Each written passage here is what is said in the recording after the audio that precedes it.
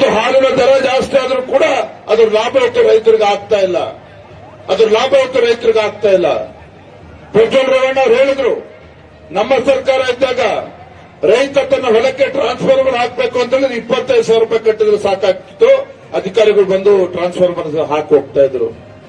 ಆದ್ರೆ ರೈತರ ಬಗ್ಗೆ ಮೊಸಳೆ ಕಣ್ಣೀರಾಗ್ತಕ್ಕಂಥ ಇವತ್ತಿನ ಕಾಂಗ್ರೆಸ್ ಸರ್ಕಾರ ಬಂದ್ಮೇಲೆ ಸಿದ್ದರಾಮಯ್ಯನವರು ಆದೇಶ ಮಾಡಿದ್ದಾರೆ, 3 ಲಕ್ಷ ರೂಪಾಯಿ ಕಟ್ಟಬೇಕಾಗ್ತದೆ. ನೀವು 3 ಲಕ್ಷ ರೂಪಾಯಿ ಕಟ್ಟಿದ್ರು ಸಹ ಇವತ್ತು ರೈತನ ಹೊಲಕ್ಕೆ ಟ್ರಾನ್ಸ್ಫಾರ್ಮರ್ ಬರ್ತಾ ಇಲ್ಲ. ಭೀಕರ ಬರಗಾಲ ಇದೆ ರಾಜ್ಯದಲ್ಲಿ. ಕೇಂದ್ರ ಸರ್ಕಾರದ ಮೇಲೆ ದೂರ್ತಕ್ಕಂಥ ಕೆಲಸ ಮಾಡ್ತಾರೆ ಮಾನ್ಯ ಮುಖ್ಯಮಂತ್ರಿಗಳು. ಇವತ್ತು ಅವರಿಗೆ ಅರಿವಿರಬೇಕಾಗಿತ್ತು. ಈ ಸರ್ಕಾರ ಬಂದ ಮೇಲೆ ಕರ್ನಾಟಕ ರಾಜ್ಯದಲ್ಲಿ 1,000ಕ್ಕೂ ಹೆಚ್ಚು ರೈತರು ಆತ್ಮಹತ್ಯೆ ಮಾಡಿಕೊಂಡಿದ್ದಾರೆ. ಆದರೂ ಸಹ ಈ ನಾಡಿನ ದೊರೆಗೆ, ಈ ನಾಡಿನ ಮುಖ್ಯಮಂತ್ರಿಗೆ ಇವತ್ತು ರೈತ ಕಣ್ಣೀರು ಹಾಕ್ತಾ ಇದ್ರೆ, ಆತ್ಮಹತ್ಯೆ ಮಾಡ್ಕೊಳ್ತಾ ಇದ್ರೆ ಅವರಿಗೆ ಧೈರ್ಯ ಇರ್ತಕ್ಕಂಥ ಕೆಲಸ ಮಾಡ್ತಾ ಇಲ್ಲ, ರೈತರಿಗೆ ಪರಿಹಾರವನ್ನು ಕೊಡ್ತಕ್ಕಂಥ ಕೆಲಸ ಮಾಡ್ತಾ ಇಲ್ಲ. ಹಿಂದೆ ಕುಮಾರಸ್ವಾಮಿ ಅವರು ಮತ್ತೆ ಬಿಜೆಪಿ ಜೆಡಿಎಸ್ ಸರ್ಕಾರ ಇದ್ದಾಗ, ಯಡಿಯೂರಪ್ಪ ಮುಖ್ಯಮಂತ್ರಿ ಇದ್ದಾಗ ಇವತ್ತು ನೆರೆ ಆಯಿತು, ಎಲ್ಲ ಬೆಳೆಗಳು ನಾಶ ಆಯಿತು. ಹಾರ್ಟಿಕಲ್ಚರ್ ಬೆಳೆಗಳೇನಿತ್ತು ಅಲ್ಲಿ 24,000 ರೂಪಾಯಿ ಪರ್ ಹೆಕ್ಟೇರ್ಗೆ ಸನ್ಮಾನ್ಯ ಯಡಿಯೂರಪ್ಪನವರು ಕೊಡ್ತಾರೆ. ಬೇರೆ ಬೆಳೆಗಳೇನಿದೆ ರೈತರಿಗೆ 14,000 ರೂಪಾಯಿ ಪರ್ ಹೆಕ್ಟೇರ್ಗೆ ಕೊಡ್ತಾರೆ. ಈ ಮುಖ್ಯಮಂತ್ರಿಗಳು 2,000 ರೂಪಾಯಿ ಭಿಕ್ಷೆ ತರ ಕೊಡ್ತಾರೆ. 2,000 ರೂಪಾಯಿ ಭಿಕ್ಷೆ ಎಷ್ಟು ಜನಕ್ಕೆ ಕೊಟ್ಟಿದ್ದಾರೆ? ಒಂದು ಊರಲ್ಲಿ ಹೋದ್ರೆ 10 ಜನಕ್ಕೆ ಸಿಕ್ಕಿದೆ, 20 ಜನಕ್ಕೆ ಸಿಕ್ಕಿದೆ, ಇನ್ನೂ 100 ಜನ ರೈತರು ಹಾಗೆ ಪರದಾಡ್ತಾ ಇದ್ದಾರೆ.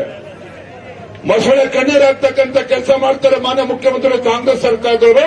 ಇವತ್ತು ರೈತರ ಬಗ್ಗೆ ಕಿಂಚಿತ್ತೂ ಕೂಡ ಕಾಳಜಿ ಇಲ್ಲದಿರತಕ್ಕಂಥ ಸರ್ಕಾರ ಇಡೀ ದೇಶದಲ್ಲಿ ಯಾವ್ದಾರು ಇದ್ರೆ ಕರ್ನಾಟಕ ರಾಜ್ಯದಲ್ಲಿರ್ತಕ್ಕಂಥ ಕಾಂಗ್ರೆಸ್ ಸರ್ಕಾರ. ರೈತರ ಬಗ್ಗೆ ಯಾವುದೊಂದು ಕಾಳಜಿ ಇಲ್ಲ, ರೈತರ ಬಗ್ಗೆ ಯಾವುದೊಂದು ಚಿಂತನೆ ಇಲ್ಲ. ಈ ಸರ್ಕಾರ ಬಂದ ಮೇಲೆ ರಾಜ್ಯದಲ್ಲಿ ಯಾವುದೇ ಒಂದು ಅಭಿವೃದ್ಧಿ ಕೆಲಸಗಳು ಆಗ್ತಾ ಇಲ್ಲ, ಎಲ್ಲವೂ ಕೂಡ ತಟಸ್ಥ ಆಗಿರ್ತಕ್ಕಂಥದ್ದು. ಯಾವುದೇ ಅಭಿವೃದ್ಧಿ ಕೆಲಸಗಳು ಆಗ್ತಾ ಇಲ್ಲ. ಗ್ಯಾರಂಟಿ ಅಂತ ಹೇಳ್ಕೊಂಡು ಜನರ ಕಣ್ಣಿಗೆ ಮಣ್ಣೆರಚಿಕೊಂಡು ಮತ್ತೊಮ್ಮೆ ಇವತ್ತು ರಾಜ್ಯದಲ್ಲಿ ಹೆಚ್ಚು ಸಂಸದರನ್ನ ಗೆಲ್ತೇವೆ ಅನ್ನೋ ಭ್ರಮೆಯಲ್ಲಿದ್ದಾರೆ. ಇವತ್ತು ನಾನು ಇವತ್ತು ವೇದಿಕೆ ಮೂಲಕ ಹೇಳಲಿಕ್ಕೆ ಇಷ್ಟಪಡ್ತೇನೆ ರಾಜ್ಯದ ಮುಖ್ಯಮಂತ್ರಿಗಳಿಗೆ, ಸೂರ್ಯ ಚಂದ್ರನ ಸತ್ಯನೋ ಇವತ್ತು ದೇಶದಲ್ಲಿ ನರೇಂದ್ರ ಮೋದಿಜಿಯವರು ಪ್ರಧಾನಮಂತ್ರಿ ಆಗ್ತಕ್ಕಂಥದ್ದು ಅಷ್ಟೇ ಸತ್ಯ. ಇದನ್ನು ಯಾವ ಕಷ್ಟ ಶಕ್ತಿಗಳು ಕೂಡ ತಡೆಯೋಕೆ ಸಾಧ್ಯ ಇಲ್ಲ, ಯಾರೂ ಕೂಡ ತಡೆಯೋದಕ್ಕೆ ಸಾಧ್ಯ ಇಲ್ಲ. ನಾನು ನಮ್ಮ ಹಾಸನದ ಇವತ್ತು ಎಲ್ಲ ನಮ್ಮ ಪಕ್ಷದ ಮುಖಂಡರು ನಾನು ಕೂಡ ಮಾತನಾಡಿದ್ದೇನೆ. ಇವತ್ತು ಭಾರತೀಯ ಜನತಾ ಪಾರ್ಟಿ ಮತ್ತು ಜೆಡಿಎಸ್ ಪಕ್ಷ ಒಗ್ಗಟ್ಟಾಗಿ ಹೋಗಬೇಕು ಅಂತಕ್ಕಂಥ ತೀರ್ಮಾನ ನಮ್ಮ ಪ್ರಧಾನಮಂತ್ರಿಗಳು ನರೇಂದ್ರ ಮೋದಿಜಿಯವರು ಮಾಡಿರ್ತಕ್ಕಂಥದ್ದು. ನಮ್ದೇನೇ ವ್ಯತ್ಯಾಸಗಳು ಇದ್ರೂ ಸಹ, ನಮ್ಮ ಏನೇ ವ್ಯತ್ಯಾಸಗಳು ಗೊಂದಲ ಇದ್ರೂ ಸಹ ಇವತ್ತು ದೇಶದ ಭವಿಷ್ಯದ ದೃಷ್ಟಿಯಿಂದ ನರೇಂದ್ರ ಮೋದಿಜಿಯವರು ಮತ್ತೊಮ್ಮೆ ಪ್ರಧಾನಮಂತ್ರಿ ಆಗಬೇಕು. ರಾಜ್ಯದ ಪ್ರತಿಯೊಂದು ಕ್ಷೇತ್ರದಲ್ಲೂ ಕೂಡ ಭಾರತೀಯ ಜನತಾ ಪಾರ್ಟಿ ಗೆಲ್ಲಬೇಕು. ಹಾಸನ, ಮೈಸೂರು ಮತ್ತು ಕೋಲಾರದಲ್ಲೂ ಕೂಡ ಜೆಡಿಎಸ್ ಪಕ್ಷ ಗೆಲ್ಲಬೇಕು. ಹಾಗಾಗಿ ಇವತ್ತು ಜೆಡಿಎಸ್ ಪಕ್ಷ ಮೈಸೂರಿನಲ್ಲಿ ಇವತ್ತು ಸಂಪೂರ್ಣ ನಮಗೆ ಸಹಕಾರವನ್ನು ಕೊಡ್ತಿದ್ದಾರೆ. ಬೇರೆ ಬೇರೆ ಲೋಕಸಭಾ ಕ್ಷೇತ್ರ ನಮಗೆ ಸಂಪೂರ್ಣವಾಗಿ ಜೆಡಿಎಸ್ ಪಕ್ಷ ನಮಗೆ ಸಂಪೂರ್ಣ ಮಾನ್ಯ ಕುಮಾರಸ್ವಾಮಿ ಅವರು ಇವತ್ತು ಆಶೀರ್ವಾದ ಮಾಡಿದ್ದಾರೆ.